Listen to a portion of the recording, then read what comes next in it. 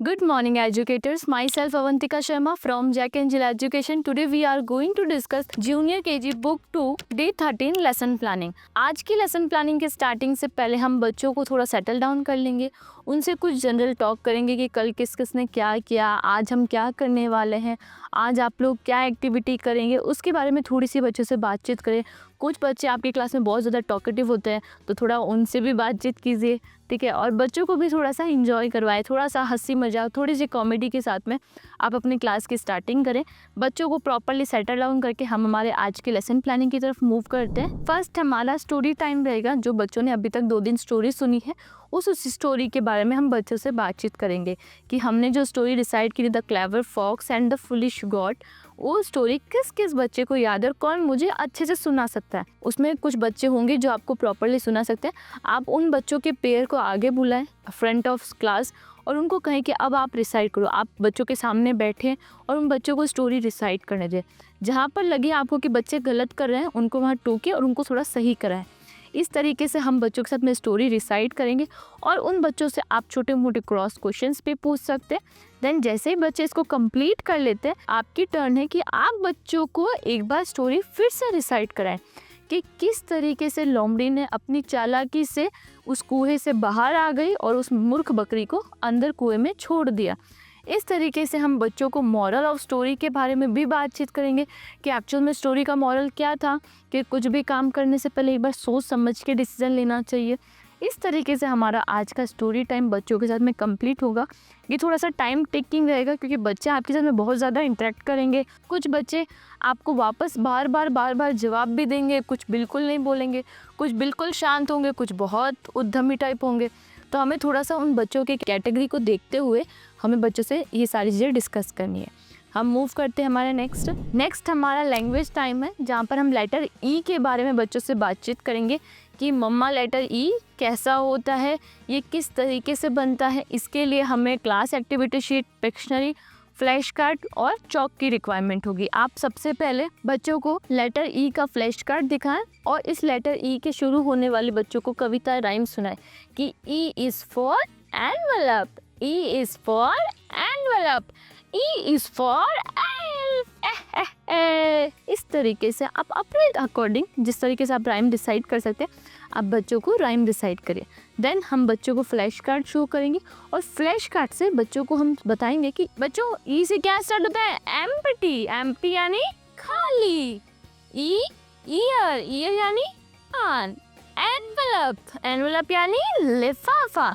इस तरीके से आप बच्चों को एक एक इमेज को पॉइंट करते हुए उसके बारे में बच्चों से बातचीत करें, या कुछ स्पेलिंग्स ऐसी होगी या कुछ इमेजेस ऐसी होगी जो इसमें नहीं है, वो आप अपनी ओर से भी ऐड ऑन कर सकते हैं। वैसे ये बच्चों के अकॉर्डिंग, एज अकॉर्डिंग सफिशिएंट है ताकि ये बच्चों को लर्न हो जाए, उतना बहुत है। लेकिन अगर आप करना चाहते हैं एडिशनली आप ऐड ऑन कर सकते हैं, कोई दिक्कत नहीं है।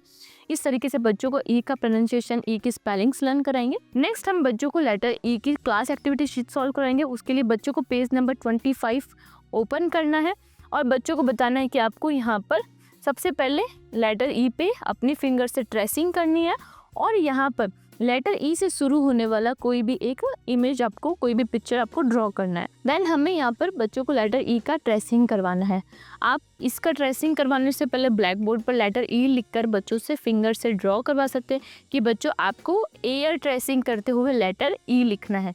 इस तरीके से हमारा बच्चों के साथ में लैंग्वेज टाइम कंप्लीट होगा। नेक्स्ट मूव करते हैं। नेक्स्ट हमारा नंबर टाइम रहेगा। इस नंबर टाइम में हम बच्चों के साथ में नंबर 9 को तो रिसाइट करेंगे, लेकिन उससे पहले हम 1 to 10 का भी एक बार बच्चों के साथ में रिकैप लेंगे।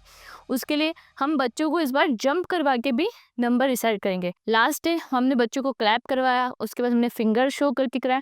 इस बार नंबर 1, नंबर 2, नंबर 3, इस तरीके से 1 से लेकर 10 तक बच्चों को जंप करवाते हुए हम बच्चों को काउंटिंग जो है वो रिसाइट करवाएंगे। इस काउंटिंग के रिसाइट होने के बाद हमें बच्चों को ब्लैक बोर्ड पर नंबर 9 लिखना है और बच्चों से पूछना कि ये कौन सा नंबर है। आप रैंडमली कोई भी नंबर लिखे 1 to 10 के बीच में, बच्चों से पूछिए ये कौन सा नंबर है।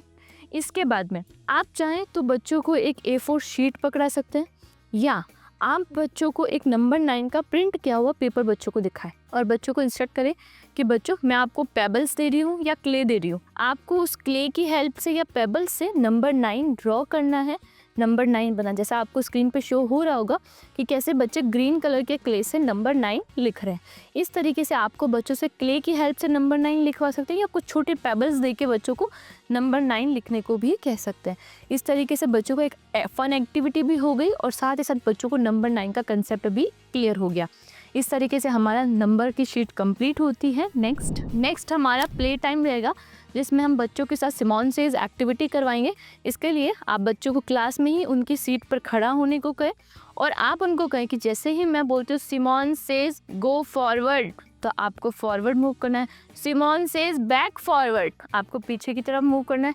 सिमोन सेज जंप, आपको जंप करना है। सिमोन सेज सिट डाउन, आपको सिट डाउन होना है। ये बच्चों को इन्फॉर्म करना है कि जिस तरीके से मैं इंस्ट्रक्शन देती जाऊंगी आपको उससे फॉलो करना है। अगर कोई उसको प्रॉपरली फॉलो नहीं करता है तो वो इस गेम एक्टिविटी से आउट हो जाएगा और जो प्रॉपरली फॉलो करे वो इस गेम में एंड तक रहेंगे। इस तरीके से आप अलग अलग एक्शन वर्ड का यूज़ करते हुए जंप, क्रॉल, वॉक, रन, इस तरीके के अलग अलग एक्शन वर्ड्स को यूज़ करके हम बच्चों के साथ में ये एक्टिविटी कंप्लीट करवा सकते हैं। और इससे बच्चों का एक तो आपको बच्चों के एक्शन वर्ड्स का भी पता चल जाएगा, किस बच्चों को एक्शन वर्ड्स प्रॉपरली याद है, और साथ ही साथ बच्चे उस एक्टिविटी में इंजॉय भी ले लेंगे। इस तरीके से हमारा प्ले टाइम आज का कंप्लीट होगा। नेक्स्ट मूव करते हैं आज का हमारा रिफ्लेक्शन टाइम। आज हमने पहले बच्चों से the clever fox and the foolish goat के बारे में बातचीत की, बच्चों ने हमें स्टोरी सुनाई। नेक्स्ट हमने लैंग्वेज टाइम में लेटर ई के बारे में बच्चों से बातचीत की, लेटर ई का ट्रेसिंग करवाया। नेक्स्ट हमने बच्चों के साथ नंबर 9 के बारे में बात किया, बच्चों ने नंबर 9 क्ले से और पेबल से ड्रॉ भी किया। देन हमने प्ले टाइम में बच्चों के साथ में सिमोन सेज की एक्टिविटी करवाई। नेक्स्ट हमारा होमवर्क रहेगा, इसमें हमें बच्चों के साथ में पेज नंबर 25 होमवर्क में डालना है और इन्फॉर्म करना है कि जहाँ पर मम्मा लेटर ई लिखा है, बड़ा अक्षर ई लिखा है, आपको उस पर राइट का टिक करना है, और जहाँ छोटा लेटर ई यानी बेबी लेटर ई लिखा है वहाँ पर आपको क्रॉस का मार्क करना है। और ये आपको होमवर्क घर जाकर करना है। साथ ही साथ आप बच्चों के लिए और पेरेंट्स के लिए ये एक्टिविटी शेयर करेंगे कि आपको घर पर बच्चों को ये एक्टिविटी करवानी है, और इन्फॉर्म करना है पेरेंट्स को कि आप इसकी फ़ोटोज़ हमारे साथ शेयर करें। इस तरीके से बच्चों का आज के डे 13 की लेसन प्लानिंग कंप्लीट होती है। आप इसको अपने अकॉर्डिंग भी थोड़ा सा मोल्ड कर सकते हैं। आई होप आपको आज का वीडियो अच्छा लगा होगा। Thank you.